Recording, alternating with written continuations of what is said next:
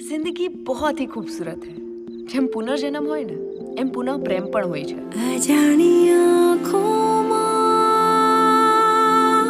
ભૂલી પડી તો ન જાઉં। વાત કરું એની સાથે। વાત કરીશું જીઓ સિનેમા ઉપર રિલીઝ થઈ ચૂકેલી ગુજરાતી ફિલ્મ ચાંદલો વિશે। સૌથી પહેલાં તો આવા સબ્જેક્ટ ઉપર ફિલ્મ બનાવવી એ એક હિંમતનું કામ છે।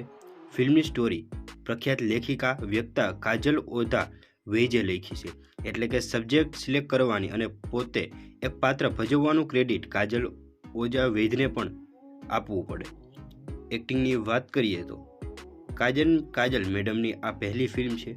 તેમણે 23 વર્ષ પહેલાં ઘણા બધા શો અને સિરિયલ્સમાં પણ કામ કર્યું છે। તે 23 વર્ષ પછી કાજલ મેડમ ફરી એક્ટિંગ તરફ વળ્યા છે। આ ફિલ્મમાં 4 મુખ્ય કલાકારો છે। સ્ટાર કાસ્ટની વાત કરીએ તો ફિલ્મમાં મુખ્ય કલાકારો છે કાજલ ઓઝા વૈદ, માનવ ગોહિલ, શ્રદ્ધા ડાંગર અને જયેશ મોરે। ભાષાની વાત કરીએ તો તમને બધાને ખબર જ છે કે આ ફિલ્મ ગુજરાતીમાં રિલીઝ થયું છે। રિલીઝ ડેટની વાત કરીએ તો 22 જુલાઈ 2023ના રોજ જીઓ સિનેમા પર આ ફિલ્મ રિલીઝ થયું હતું। પ્રોડ્યુસરની વાત કરીએ તો જ્યોતિ દેશપાંડે, ડાયરેક્ટરની વાત કરીએ તો હાર્દિક ગજ્જર છે। સ્ટોરીની વાત કરીએ તો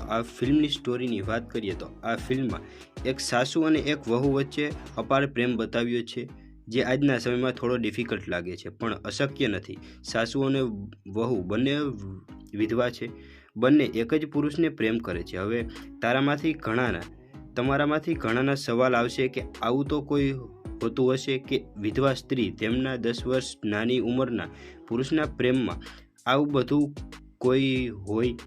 કેમ હોય? કોઈ પણ વ્યક્તિ તેની લાઈફ તેના પ્રમાણે તેનું જીવન જીવવાનો હક છે।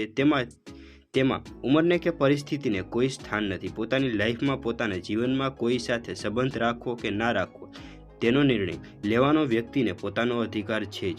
એક્ટિંગની વાત કરીએ તો ભલે કાજલ મેડમ 23 વર્ષ પછી એક્ટિંગના ફરી પાછા ફર્યા છે, પણ તેમને તેમની સમયની એક્ટિંગમાં કાટ નથી આવવા દીધો। She is not done wonderful job.